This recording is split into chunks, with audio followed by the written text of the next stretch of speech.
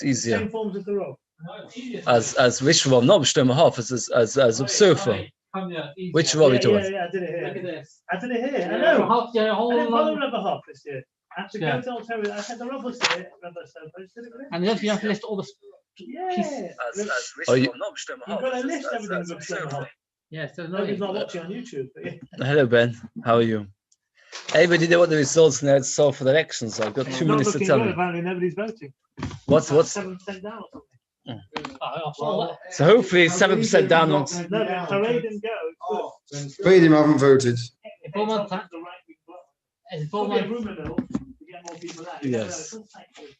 4 months time to go again. Don't worry. That's probably why. Hope not. Question is, I don't see how he can win. Who? He didn't win the last 2 times either, clearly, did he? No one can win. They never have a majority. No, but it looks like nobody's going to win. I think he'll win. I think again. His favourites. Got all his parties. Got the freedom and he'll have his party. Who is the hell he got? He's got his own party now. Yeah, who Yeah, else? Gimel and Shas. Gimel and Shas square 8 and 9 seats. He needs a lot more than 8 and 9 seats. No, 8 and 9 each, just 15. Yes. Plus his got 30, 35, that's 50. 61 he needs. 61, right. So where's he getting He's going to get 38. His own party? They could got that, the whole thing. Yeah, but they could fall apart this time. I'm saying, so why is Bibi's own party more than they could? They could fall apart. No, they could is his party. 30 by itself, right? 30, They could not 35. just get 30 by itself. Then you got the Arab party. The Arab party's not going to join. You're going to get this. You're going to match what's the name? Arab party. Why Arabs might join? Not. They usually. No, there's a chance because there's a few other small parties in Mina. It's okay. How's he going to live for it? Just think about it. What? Even for donkeys, just live Yes. that kind of life. He obviously loves. You can't let go. Yeah. There's no one. There's no one better than him at the moment. That's the truth. You've got another minute to discuss Israeli politics. Although that's when we went to Coastal last night, whether it's the Shem Shemaim was completely PR, or did you get Etzim who davened the version? No, they got PR. It made, of course, it made PR. But the question is, did he go to the coast because he wanted to daven, or because no? That's the usual thing they do before the elections. Always go. Yeah, they all go. It's part of the schedule. Yeah, I know, but I'm just trying to get it. Was there any Shem Shemaim there? I don't know. I am. Okay, Rabbi say, let's get going. I want to finish the perg tomorrow night because we're going to be missing Thursday, and then Friday morning starting next perg. So tomorrow, between today and tomorrow, it's managed a tiny bit more than the daf. We'll finish the perg tomorrow night. Ben's going to be back. Ben's on. Yeah, but the whiskey. Oh, you have to want you to bring a whiskey. Somebody just showed me. Are you okay? That's the chasm. Somebody showed you. There's a safe called State Seifim. He writes very interestingly 2 things. Learning Maseches Shekalim. Are you listening, Rabbi? Say Yehuda. Learning Maseches Shekalim is a scholar for Parnasa because it talks about money, and therefore learning about money is a scholar for a lot of Parnasa. He says another amazing thing. Yeah. Another thing it says, the Pasuk says that if you count Machzah Shekel, what's the Pasuk say? Lo yeh magef v'nei so. It's negative corona. It's negative corona. He doesn't say negative corona. Today's the anniversary. He says that by learning Maseches Shekalim, it saves you from all plagues, all magefas. So 2 things. Because the Pasuk says if you count with Shekalim, you won't have a magefa. So there's 2 things Shekalim is for: Parnasa and stop. Oh, Yehuda, you missed it. Moshe's never been corona. Moshe's What is that? Shekalim is a scholar for Parnasa, for wealth, because like in Shama Parnas for sin, you get into it when you. And second of all, it's a scholar for getting rid of magefas. We're up to Daf Gimel Amud Aleph. Top line. That on the 15th of Adar, Beis would get busy fixing roads, town squares, water springs, and everything that the rabbis need. What are the tzorchei rabbim? Done in Mamonus, all financial disputes. Done in Nefashis, all death penalties. Done in Makkos, all Makkos punishments. Or Poidin, they were doing Everchin. Everchin, the person says, I want to pay the value of someone. The Chavam is to make something which are Chayram, the Hekdeshus and Hekdesh. Any woman who was accused of being adulterous, and there was Adim that she had actually secluded, but not that she had done znus. V'sofer the sapar would burn the par adum in preparation to have the ashes to make people toil for Chodesh Nisan. When would you bring an egg lavufa? Out of the city, we don't know it yet. The words in Eved Ivi, they would pierce the ears of Eved Ivi. And they make a mitzvah and they would take off the locks from all the water wells, and they never put the locks back. They would leave the springs open for the whole summer. In the winter, they would lock up the wells because you could survive on the own water you had from your own storage.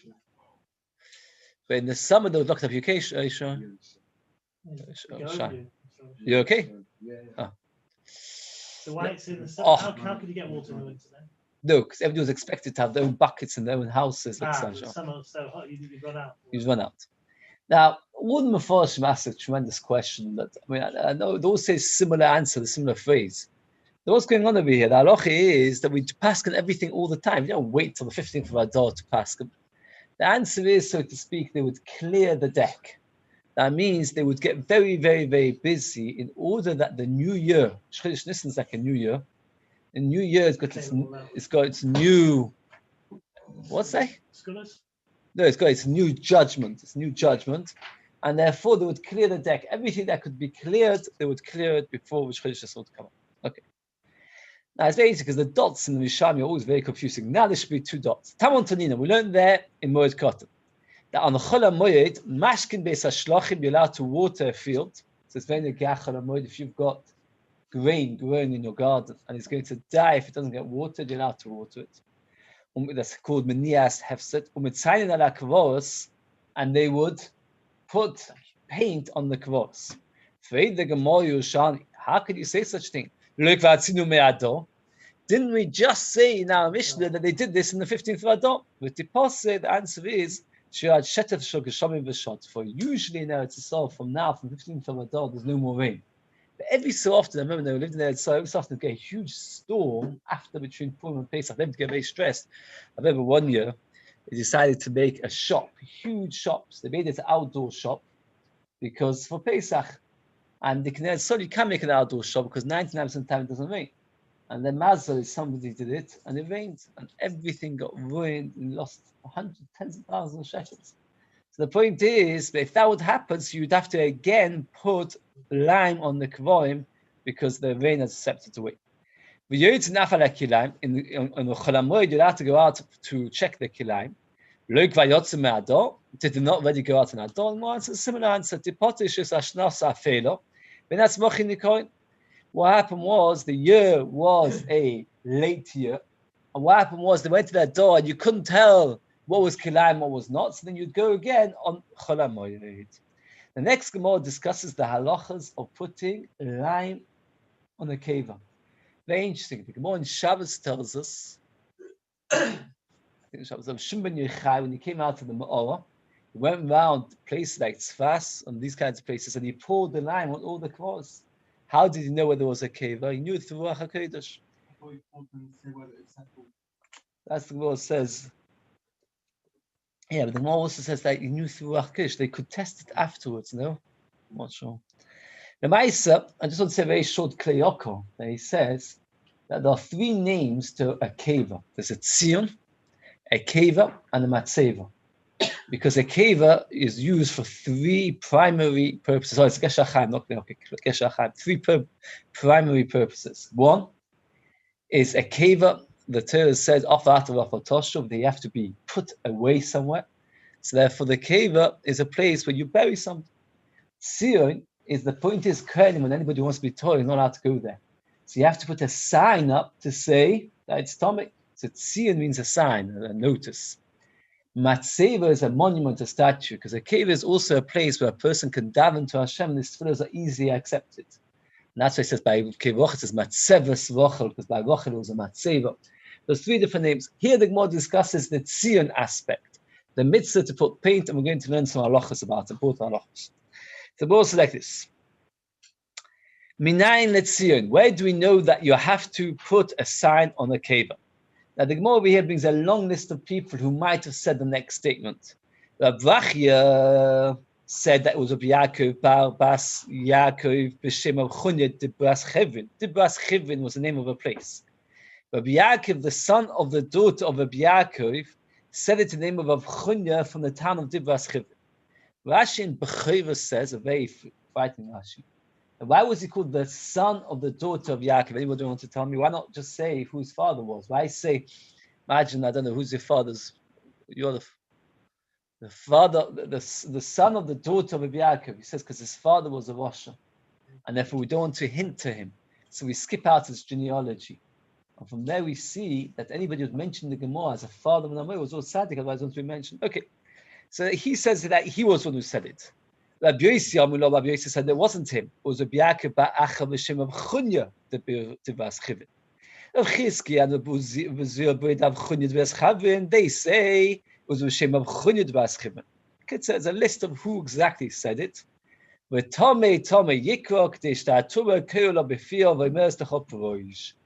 it to say twice for Tomei Yikra? Tomei things, Tomei Yikra should announce that it is Tomei to tell people to keep away. So therefore, from there we know that at the base of Kavos, you have to put up a sign that it's Tomei, that people should know. He brings a different Makor, that this is something, and Mr. Hashem will be leaning on the Shabbos Chol HaMoed Pesach. Do we have a Shabbos Chol HaMoed Pesach? They said no. So therefore we will not be leaning it this year. But if you would, this would lean. It's referring to the battle of Gog and Magog. And it says, they'll find a bone, and they'll build there a sign. So we see that wherever you find a dead body, there's a mitzvah to build a sign. Now the Gemara darshans every word of that pasuk. In this pasuk in Yecheskel, we darshan to teach us halachas. Etzem, we can shemitzaynin alat somos. Very briefly, a person who's dead creates tumah in three different ways. How does a mace create tumah? Touching. Oya being in the same room, and carrying. For example, if you carry it without touching it, let's say it's in a bag, etc. But Oya is only the time you need more. To Matame by touching even Etzem Chadosh in the size of a tiny thing of Matame by touching. In the oil, it's different halachas. If it's a bone which is a significant bone, like the skull or the spine, it's Matame. If it's a majority of the bones, and if it's not a significant bone, or if it's a gezayis of the flesh, it's Matame. So here it says they saw a bone, just a bone. It's that a bone alone can create tumah and you have to make a sign. Adam. Sorry. The first one is to tell us that if there's a number of bones, even if it's not a significant bone. Adam that you make a sign on the skull or the spine, because those are significant bones, so therefore even if you only got one of them. Ubana, you build it.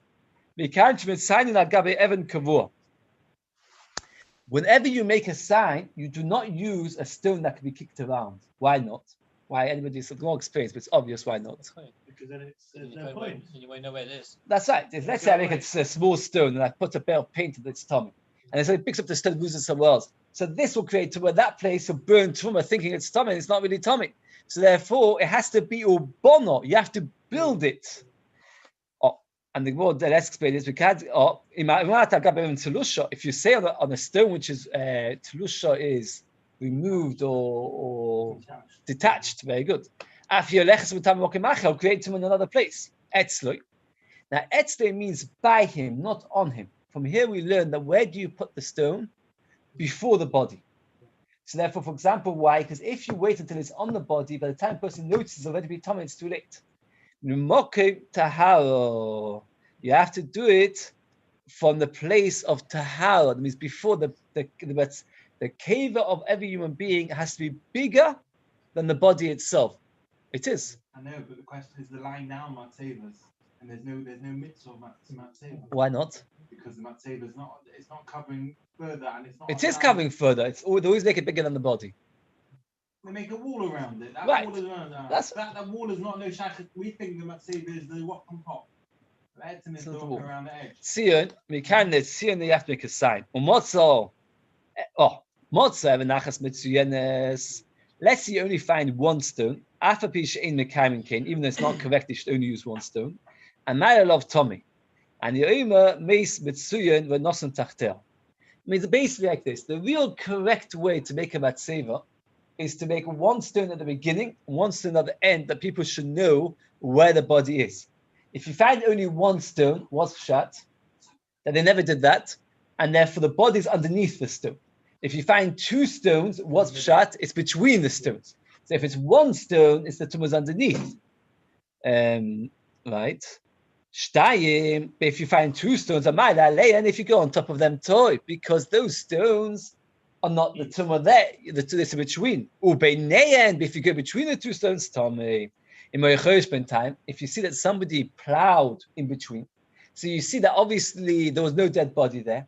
So what happened was, it just happened to be two stones, one next to each other, and one was for one dead body, one was for the other dead body. And the Chosh in between teaches you that there was nobody in between. There's nobody in between. So then what happens is, it's like two single stones. B'nei and Tom, and Tomei, but underneath it is Tomei. Let's get this clear. If you find one stone, what's the halacha? The tumor is underneath the stone. Two stones, where's the tumor? Between. Two stones and there's a plow in between. It's two single stones and it's got a tumor underneath.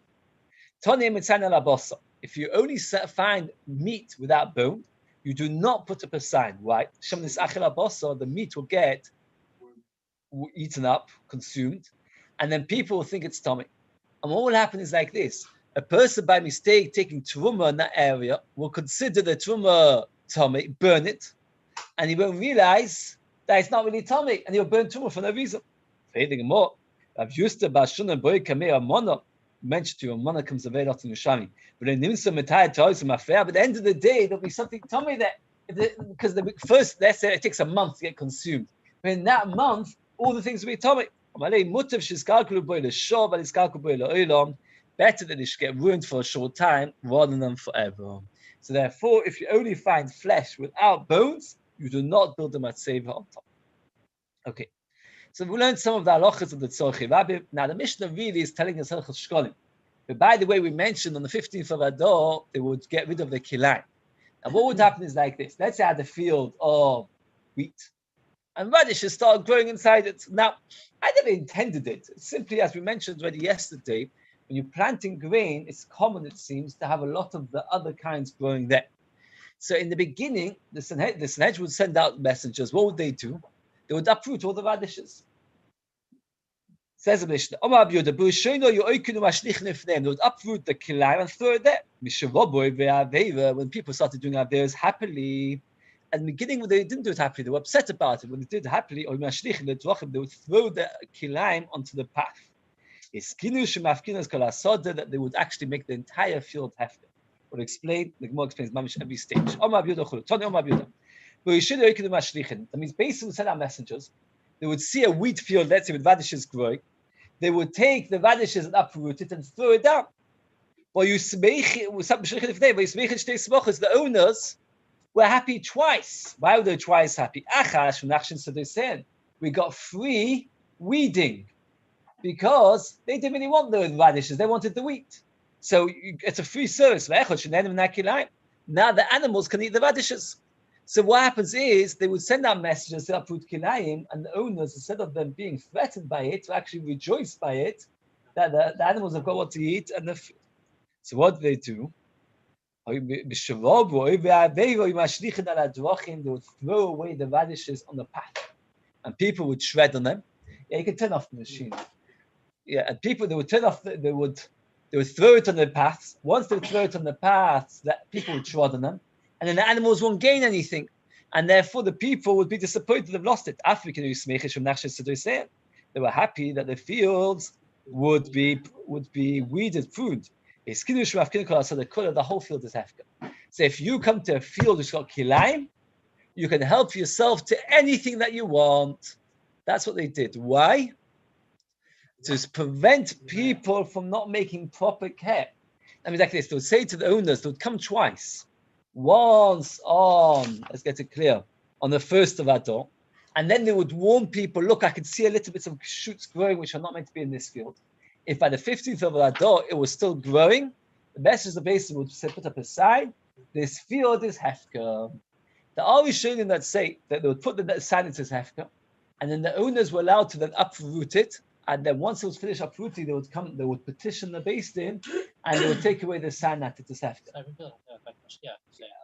But others say that no, once they made the field hefker, you were too late. You've lost it. You should have done it earlier. You shouldn't have waited so long. That's right. The Beis would go around making sure that people didn't have kilaim in their fields. Okay. They're not only kilaim when they throw it down together. Oh, you're right. That we paskin that kilaim is only if there's 3 different things growing in the same place: wheat, barley, and grapes. But that's the rice. So this is the rabbanon kilaim. They will make it even on the rabbanon kilaim. Only if you throw it down, though, you have to No. When my purpose, that's the rice. So that you have to throw wheat, barley into grapevine. Now, how do we really know the hefker is hefker? What happened was, in the beginning of the second Beis Hamikdash, there were many Yidden that married non-Jewish women. So they decided to stop it. So what did they do? They called everybody to a meeting in Yerushalayim. Everybody from the whole of Yisroel had to come. Now they wanted to make sure everybody came. So they sent out the following proclamation.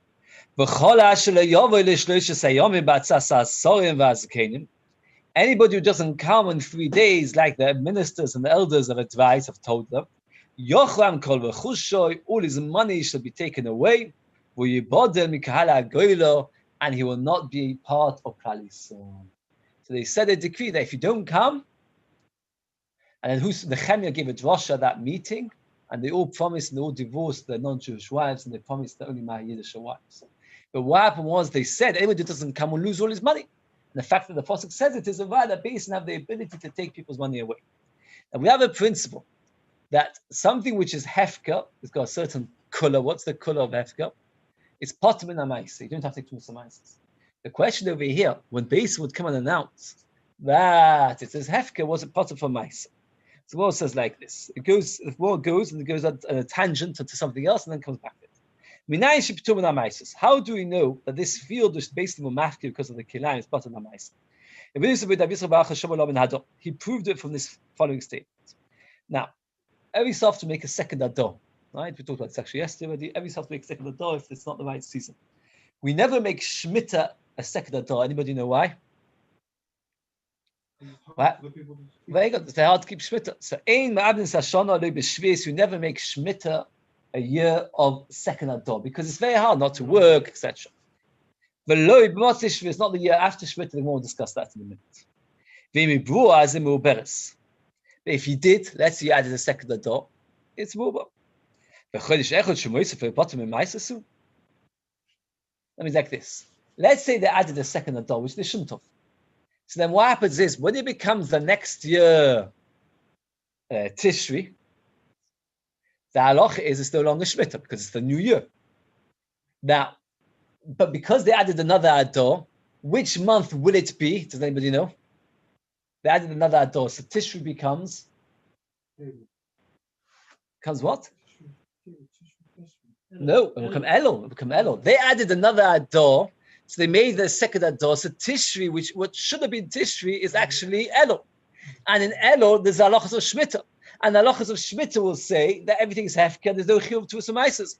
So by Beis and making extra ador, they've created a situation that there'll be more hefker, and thereby more produce possible to samaises. So you can see that Beis have the krach to uproot to samaises. You hear? Says the Gemara, Ad Kedun, I can understand Shviz, they don't want to make it an extra ador. But Matzah Shviz might, why can't you make the second year after Shemitah, second ador? Because you must remember, if you make a second ador, Chodosh is a month later. And everybody struggled for a whole year of keeping Shemitah. So for a whole year, they hardly had any produce. The next year, they're desperate for the new produce which they've actually grown. You make a second ador, they have to wait an extra month for that we don't do.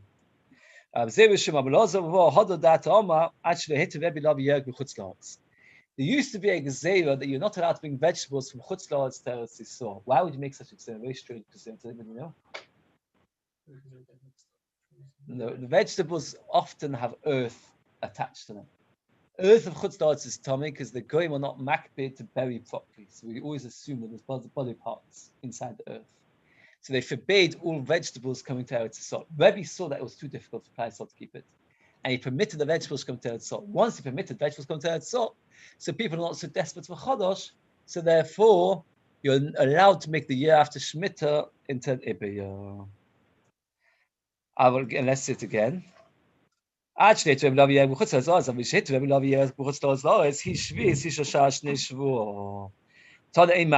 a lot of people miss out those words. That's only when the years were normal. Where produce takes a long time to grow, and there's nothing ready to be eaten before Chodosh, then you can make it a second Ador. They did make it a second Ador. So again, so the halacha is, there's 3 din. You're not allowed to make Shvis and extra Ador because it's too difficult to give mitzvah of Shemitah. The year after Shemitah, there are 2 that you're not allowed to because it's difficult for Chodosh. The Gemara says that because of 2 reasons, you can make nowadays the year after Shemitah an Iber year. Why? What are the 2 reasons? One is because nowadays we're permitted to bring vegetables from Chutz La'aretz to Eretz Yisrael. And second of all, because the produce grow very slowly and there's nothing ready to be eaten. Since there's nothing ready to be eaten, so therefore you're allowed to. Okay. Says the Gemara,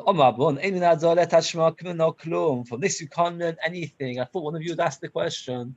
The Gemara's question was like this: can the Hefker Beis Din take away the Chiyuv of Tumas Hamaisos? It says, well, yes. What's the proof? Because if they add the second Ador, it'll come out that an extra month of Shemitah, and that month, which has got the din of Shemitah, is part of Tumas Hamaisos.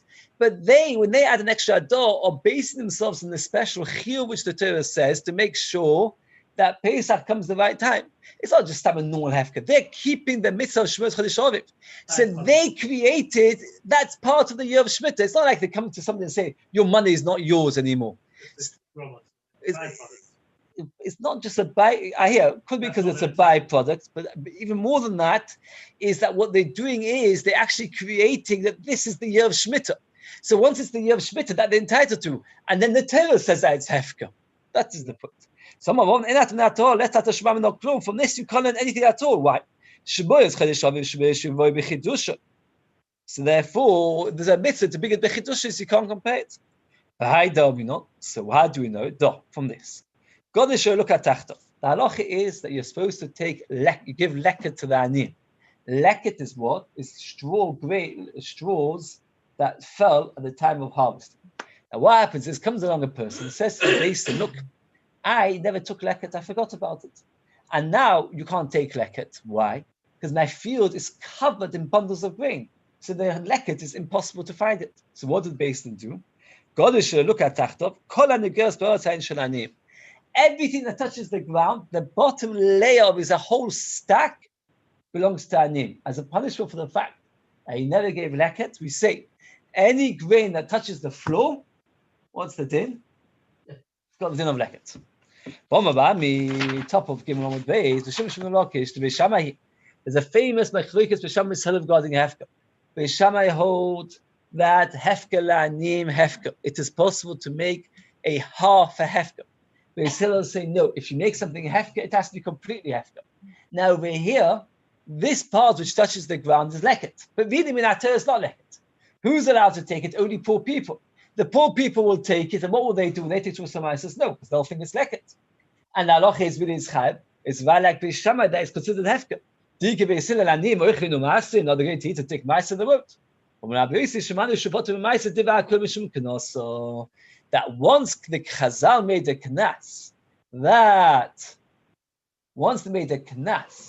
that people should have to give it away to the anim, so therefore it's a completely part from Tumas Hamaisos. So from here we see that if Beis Din say that something is hefker, it is part from Tumas Hamaisos, and you don't have to be choshesh all about the Issa D'Oraisa, because Beis Din have a koyach to create something that should be Tumas Hamaisos, and then no longer be something should be hefker, and then no longer be Chav Tumas Hamaisos.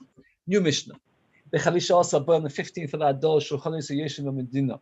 They would set bankers around the country to collect the Machzor Shekel. When it came to 25th of Adar, Yisroel Mikdash, they would go to the Beis Hamikdash to push people, to urge people to give money. Mishiyosh Mikdash, once they set the Beis Hamikdash, is Chilul the Mashkin, they'd send in the bailiffs. If people didn't give the machzor shekel, they'll send in the bailiff. So you haven't paid the machzor shekel, we're going to take away your car, we're going to take away your clothes. Esmima mashkenim, who did they take a mashken for? Levim, Yisroelim, Gerim, Va'avodim, Meshuchorim, and free slaves. Avoloi noshim, Va'avodim, Mektanim, not women, avodim, and children. And they will explain all this. When a child, the father starts doing machzor shekel for him, he shouldn't stop. So that is why people have a minute to do zech machzor shekel on Tanis Esther. If they do it for their children, they should know that they can't stop. Once they do it 1 year, they should do it for future years as well. So the halacha is, if a father does it, he has to carry on. You want to get married? No, then it's his own responsibility. We don't take a mashkin from the kohanim if they dark kishonim. Chaim Kanievsky explains, the idea is that kohanim were considered to be people that we would rely on them, that they would do the right thing.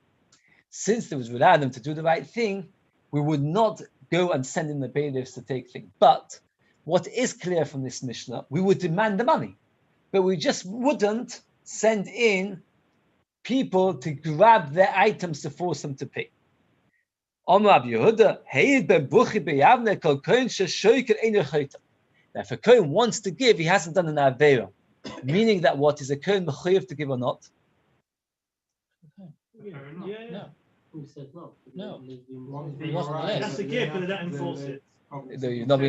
Again, we said ein mashkenim, we don't send in the bailiffs. They do have to give, we just don't send the bailiffs. The next statement was, Rabbi Yehuda says, in the name of Ben Buchri, if a kohen gives, he's not done anything wrong. He's a mechuyev to give. He shouldn't give. If he wants to be extra machber and give, fine. There's nothing being not, but he shouldn't give. Or you're wrong. If he doesn't give, he's done that. A kohen has to give. So we have 3 opinions. Well, at least 2. One is that you have to give. One is they don't have to give. And then we have a shittas tadekama that they have to give, but we don't send in the bailiffs. Okay. Now, El Shekalim do shemikus el atzmo. Rabbi Yochanan Zakkai held that the kohanim made up a drosha to save themselves from the machzor shekel. This is this week's parsha. The hominchas kohen kolel tia lo yisochem. The halacha is that if a Yisroel brings a korban mincha, we take a koimetz, put it on the mizbeach, and what happens to the rest of it? No. If Yisroel brings a korban mincha, what do you do with it? This week's parsha. Not the Chumash, this week's parsha. If Yisroel brings a korban mincha, the kohen takes a koimetz, puts it on the mizbeach, and what happens to the rest of it? The kohen eat it. If a kohen brings a mincha, what happens to it? It all goes on the mizbeach. Every bit of it gets burnt. Say the kohen, if we give machzor shekel, every bit of korbanos is from us. And therefore the lechem aponim can't be eaten by anybody. Why can't it be eaten by anybody? Because it has to be burnt on the mizbeach. So better that we shouldn't bring it. Again, how are they going to be eaten? Okay. So therefore the Gemara says that the kohanim made up a drasha that they do not need to give. Now, the Gemara argues that you can't compare a yochid to a rabbi. It's important. Okay. It says, now, here the Gemara is going to say it a couple of times, so just get the basic rules clear. There are 3 stages of a child, from 0 till 13, from 13 to 20, and from 20 upwards. From 0 till 13, he is not obligated, and we don't even ask for nothing. From 13 to 20, we ask, but we don't send in the bailiffs because we don't force. From 20 onwards, we force. The Mishnah says, Eimah Mashkenin, says Gemara, and we ask. If it's 13, we don't. That's the next line of the Gemara has to be skipped out. It's a gilsa. You have to miss out the whole thing because that's what the Gemara says. That's how the Gomos goes. But that is the halacha that once his shtei savas is not thing, but we're not tivia. We are tivia. Once it's 13, we are tivia, but we don't take a mashka. Oh, sorry, no. They say mashkin afi shevi shtei savas. That means you can explain it like this: that it's a repetition really of the same statement. Eimah mashkin, mashkin. That's what they call Mrs. Tal. But the idea is the same. That you don't take a mashkan from 13 till 20, but he should give. But for 20, we take a mashkan, below 13, we don't even ask. If they're covered, it's an honor, it's a cover that we give the kohanim that we don't force them to give. Zeh is what's the gematria of Zeh? 12. Yud Beis Shvatim Yitnu all 12 Shvatim have to give. The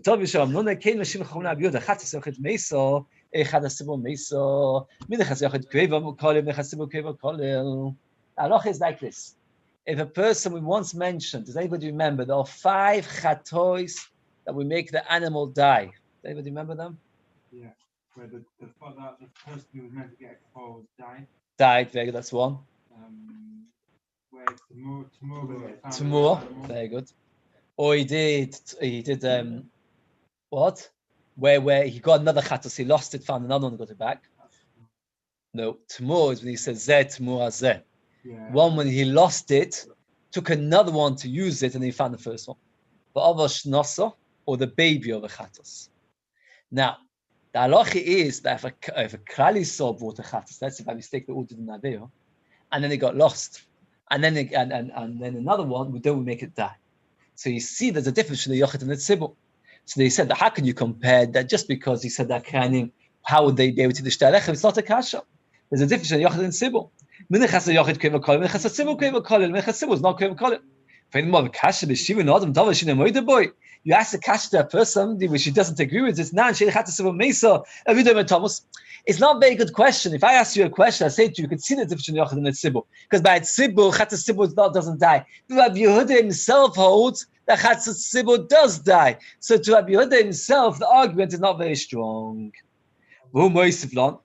He would ask to us, Zulu nidvas yochid. It's not a nidvas yochid because the kohanim who gave it, they were part of the tzibur, and therefore they can say we don't want it to get, we want it all to get burnt.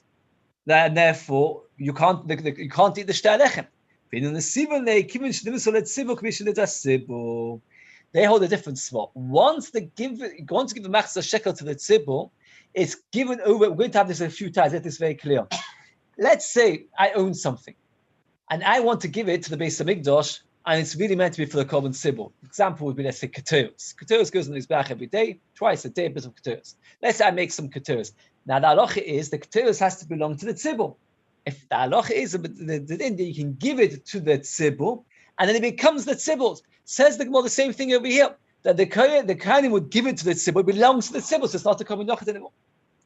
Ksiv koloi v'ala pekudim should give a machzor shekel. Very strange machlokas. We're doing the chivya. Chad omar kol de'ova b'yomo yitin.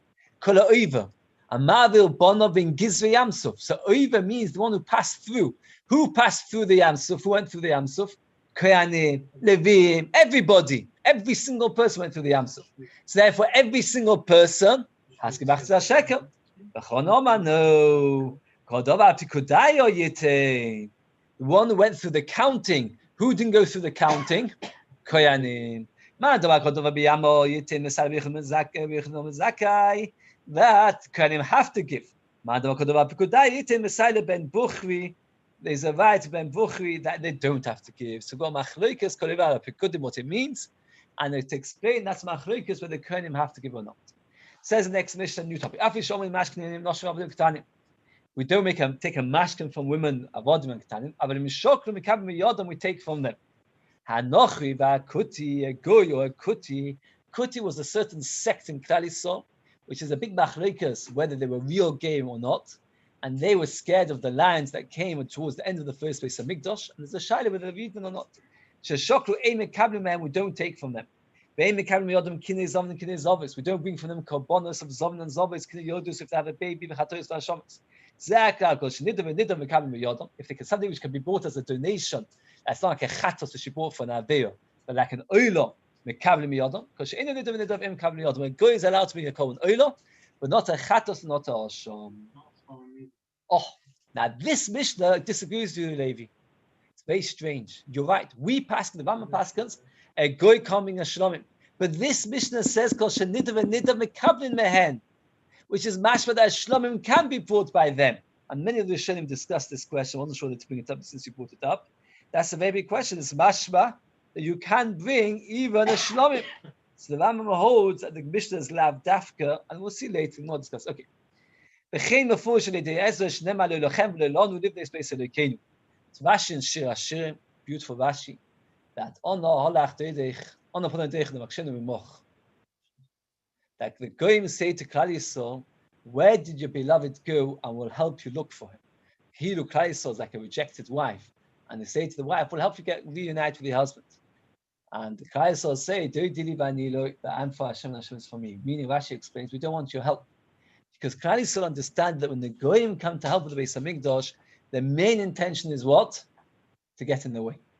And therefore the Klal Yisrael said, we don't want your help. And therefore they didn't get involved. I want to do a little bit more in order to be able to finish the perk tomorrow. It's just literally a daf. We're going to start with a fascinating topic called a kalbun. A kalbun was a tiny coin, which every time you gave machzah shekel, you had to give it with. Right? Why would you have to give a kalbun? There's numerous reasons why you'd have to give a kalbun. Anybody want to suggest one? Very good. In the olden days, coins had the weight of silver. And what happens is they would wear out. And since they would wear out, therefore what would happen is sometimes a machzah shekel wasn't really a machzah shekel. So you had to give an extra coin to make sure. Any other reasons you can think of? What? No, it's not. That's not the reason. Oh, to pay for the money, for the banker. In the olden days, nowadays, if you go to NatWest and you give them £100 coins, they'll give you 5 20s. In the old days, it didn't go so straightforward. You gave £100 coins, you wanted 5 gold coins, silver coins, you had to pay the banker for the change. No, because it was a service, because at the end of the day, it's like, for example, I say to you, I'll give you 10 packets of tissues, you'll give me a can of Coke. It's a bank charge. Yes, actually nowadays they started to charge it. It won't be long before they'll be charging in NatWest as well. But the point is like this. So a kalbun was a charge for the banker who would transform the copper to silver. There were other reasons given. Interesting reason is that the Torah says give a machzah shekel. So it's not pshat because it would be worn away. The Torah wants you to make sure that you gave a solid amount of silver. So what would happen is people always used to give one which was slightly more to make sure. So if I gave it with someone else and it was only 1 shekel, actually basically this would lose out. So they would say if you give it to somebody else, you have to give a kalbun. We'll see it in the Gemara. But in Beis, you have to remember there's a musik of a kalbun. We're going to learn the halachas of the kalbun. Be'elu shechayovim the kalbun. These are people who have the kalbun. Levim, Yisroelim, Megeim, Va'avodim, Meshuchoim. Avoloi Kayanim, Kayanim do not have to give a kalbun. V'noshu Avodim Uktanim. Hashukal edei koyin edei ish edei eved edei cotton potter. If I give for a woman, I don't have to give a kalbun. That means the Rivon asks the question. Of course you don't. A woman doesn't have to. But you might have thought that if I give it on behalf of a woman, so then I should give it because I'm chayav kalbun, kamashban or not. V'im shokal edei eved chaver chayav kalbun echad. Let's say I give 1 shekel for me and for you, Chaim. So the two of us together, instead of giving each a machzah shekel, I give for the two of us together, we give 1 kalbun. Beis korbanos. You have to give 2 korbanos. You say this to Kamach because we're going to it tomorrow. If let's say each one of us, instead of giving each one measure, that's an example. I have to give machzah shekel, you have to give machzah shekel. I say let's do a simple idea. We'll take 1 shekel, bring it to Beis Hamikdash, or you have 1 kalbun and 2 korbanos. If you give to the Beis Hamikdash a selah, which we said is 2 machzah shekel, you take back a machzah shekel. Here, by the way, you see clearly the question I mentioned to you yesterday. What was the question I mentioned to you yesterday? That when the Torah calls a shekel, we call a selah. When the Torah calls a machzah shekel, we call a shekel. Because if you look at the Mishnah, Hanoisin selah, you gave a selah, and you're getting a shekel change. Why are you getting a shekel change? You're getting a half a shekel change. The answer is what the Torah calls a shekel, we call a selah. Or the Torah calls a machzah shekel, we give a shekel. So if you give a shekel, you give back half a shekel. If you see a poor man or a neighbor or somebody in your hometown and he's struggling and you give a machzah shekel on his behalf, then what's the din? You don't have to give a kalbun. But vim hilvon chayav. If let's say you're not doing it as the goodness of your heart, you're doing it as a loan, then you're chayav a kalbun. Let's get to summarize the halachas, and I'm going to stop. We'll stop over here. Because the next part's okay. Let's see one other 2 minutes. Why not? Let's just play briefly. If I give a machzah shekel on my behalf, I have to give. If I give for my wife, I don't have to give, even though I have to give it for her not. If I give for a friend, it depends. If I'm doing it out of the goodness of my heart, that means I'm not charging him. What's the din? I'm pot from a carbon. If I'm gifting it to him, no. If I'm gifting it to him, I'm pot. If I'm lending it to him, chayav. Now, in olden days, people used to live in one estate with the father, and the father would have a few sons, and they all lived together. The halacha is that a shutfus, when it's a partnership, then you're potter for Ma'aseh Behema. Because by Ma'aseh Behema, it speaks in the singular. So if, let's for example, the two of us own a farm together, and we have, every year, you have to take all the newborn sheep, put them in a pen, let them out, and every 10th one you bring to the Beis Hamikdash. So let's say we own, and we have 100 sheep, newborn sheep in our farm. How many Ma'aseh Behema animals do we have to give? None. Not 5, none. Because at the end of the day, every sheep is in partnership. Now, the question is like this. When you have a family estate, do we look at it as partners, or do we look at it as one estate, one entity, one business? And what the Mishnah tells us is that the mitzvah of Ma'aseh Behema is directly the opposite of the kalbun. If you're chayav in the kalbun, you're pot in Ma'aseh Behema. If you're pot in the kalbun, you're chayav Ma'aseh Behema. Namely, if it is one business, so then you're chayav Ma'aseh Behema and you're pot from a kalbun, because it's like one person giving for the whole family. If you're chayav in Ma'aseh Behema because it's a shutfus, then you're potter from the carbon. That's how it goes. That's the Mishnah inside. The Mishnah will explain, the Gemara will explain more. Shechayovim be'carbon, p'tum Ma'aseh Behema. Shechayovim Ma'aseh Behema, p'tum na carbon. That means if you're chayav in one, you're potter in the other, because it depends, is it one business or a joint? Become or carbon. More kesef d'v'amer, it's a more, which is the 12th. V'chomim chatzi more, which is the 24th. So it's either a 12th or a 24th of a machzor shekel, which is either 48th or 24th of a whole shekel. There are 24 more to a shekel. Okay, well, the shekel of not the Torah's shekel, of the shekel of the Chazal. The Torah's shekel is 48 more. Okay, well, up to the Gemara, Mitzvah tomorrow will be a siyum on the first pair of Shekalim. Okay, it's